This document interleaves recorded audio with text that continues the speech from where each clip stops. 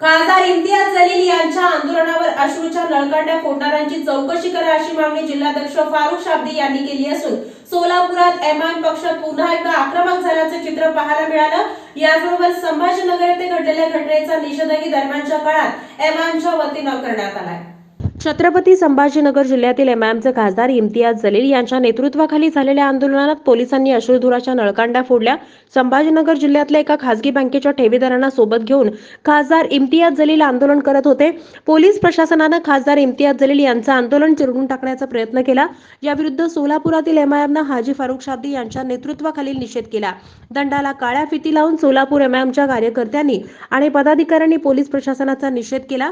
पोलिसांनी जी दंडेलशाही केली त्याची सखोल चौकशी करावी अशी मागणी फारुख शाब्दी यांनी केली आहे।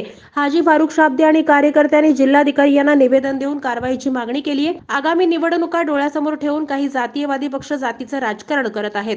भाजप आमदार नितेश राणे यांनी सोलापूर जिल्ह्यातल्या माळशिरस येथे जाहीर सभेत चिथावणीखोर भाषण केलं।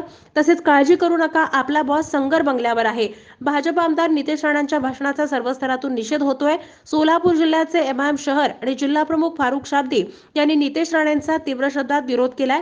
तुमचा बॉस सागर बंगल्यावर आहे तर आमचा बॉस आकाशात आहे आणि आमच्या बॉसचा मार नितेश राणे यांना बसला तर आवाज सुद्धा निघणार नाही, अशा शब्दात फारुख शाब्दी यांनी राणेंचा खरपूस असा समाचार घेतलाय। अक्कलकोट शहरात अज्ञात कारणावरून 2 गटात हाणामारीसारखा प्रकार घडलाय। पोलीस प्रशासन योग्य ती कारवाई करतंय, मात्र काही संघटनांनी मारहाणीच्या निषेधार्थ अक्कलकोट बंदची हाक दिली आहे। एमआयएमचे सोलापूर प्रमुख फारुख शाब्दी यांनी सर्व समाजातल्या नागरिकांना शांततेचं आवाहन केलंय। पोलीस प्रशासन योग्य ती कडक कारवाई करत आहेत, असं फारुख शाब्दी यांनी जातीय तेढ होऊ नये यासाठी प्रयत्न केलाय। यावेळी फारुख शाब्दी यांच्यासोबत मोठ्या संख्येनं कार्यकर्त्यांची आणि पदाधिकाऱ्यांची उपस्थिती होती। सोलापुर शहर व जिला की जानिब से हम लोग यहाँ पर कलेक्टर साहब को एक निवेदन देने के लिए आए थे। इस पे निवेदन का यही सब्जेक्ट था, जैसे कि आपने पूछे कि कल हम सबको पता है जिसे हम एक काला दिन मान सकते हैं और उसी का निषेध करने के लिए हम सब पार्टी के मेंबरान ने काली पट्टियाँ में बांधे हुए।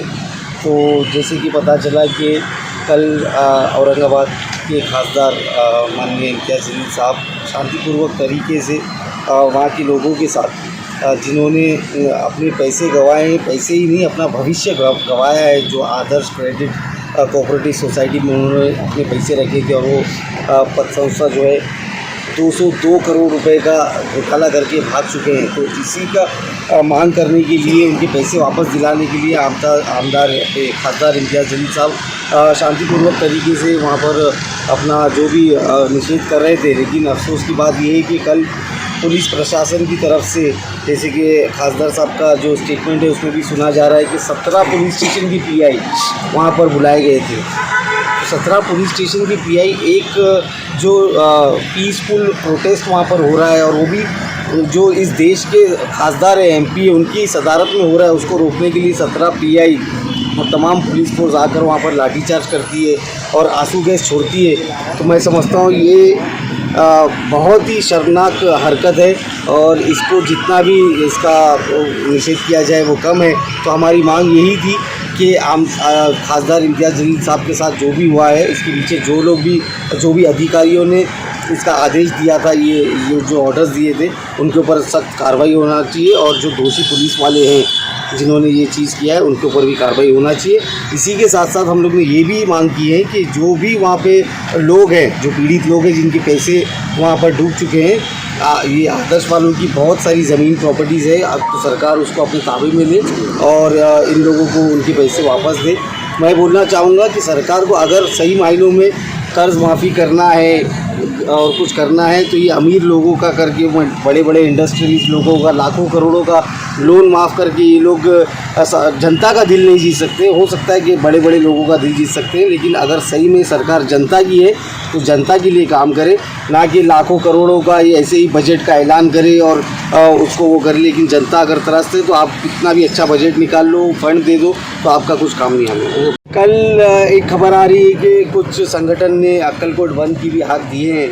तो मैं यही बोलना चाहूँगा कि ये पब्लिक इसको इसके बहकावे में नहीं आते हुए मैं समझता हूँ लॉ एंड ऑर्डर मेंटेन करना पुलिस प्रशासन का काम है और पुलिस उनका काम कर रही है। जो भी मारहानि हुई, जो भी दोषी है, जिसको भी मार लगा है, उसका इलाज भी हो रहा है और जो भी दोषी है उसको पकड़ा जाना चाहिए और उसको सज़ा देना चाहिए। लेकिन इसका मतलब ये नहीं कि कोई भी संगठन उठ जाए। ऐसे तो रोज़ कुछ ना कुछ हर शहर में, हर गांव में होते रहता है। तो अगर आप यही करते रहेंगे तो मैं समझता हूँ ये सिर्फ़ और सिर्फ सियासत करने की एक नया तरीका ये जो भी संगठन है इन लोगों ने ढूंढा है और इससे कुछ नहीं होने वाला। इससे सिर्फ जो आपसी भाईचारा है वो ख़राब होगा। तो मेरी तमाम लोगों से अपील है कि ऐसी बातों को नज़रअंदाज करें, इनको सपोर्ट ना करें और पूरे देश में, हमारे अक्कलकोट में, सोलापुर में, हर जगह अमन बनाए रखें। और मैं यही बोलना चाहूँगा कि बस थोड़ा सा आप समझ जाए। मैं सोलापुर वासियों का बहुत बहुत आभारी हूँ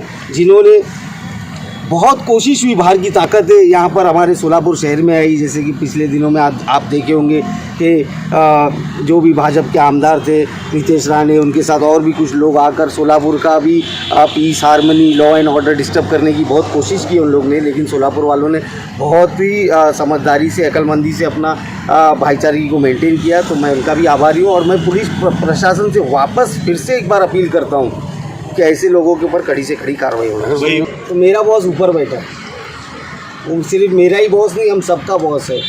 वो बॉस जब भड़क जाएगा तो यहाँ किसी बॉस की नहीं चलने वाली। तो मेरी यही अपील है कि ठीक है आप मानो किसी को, लेकिन आप लोगों को गाफिल कर कर, उनको भड़का कर, बहका कर आपस में ये फूट डालने का काम ना करें। ऊपर वाला ही सबका बॉस है और वो बॉस की मार में, उसकी लाठी में क्या बोलते हैं, आवाज़ नहीं है। तो ऐसा है तो मैं ये चाहूँगा कि ठीक है, आज आप लोग की सत्ता है, आज आप लोग करिए, आप लोग का जो भी करना है करिए, लेकिन ये सब आपसी भाईचारे का ख्याल करते हुए करिए।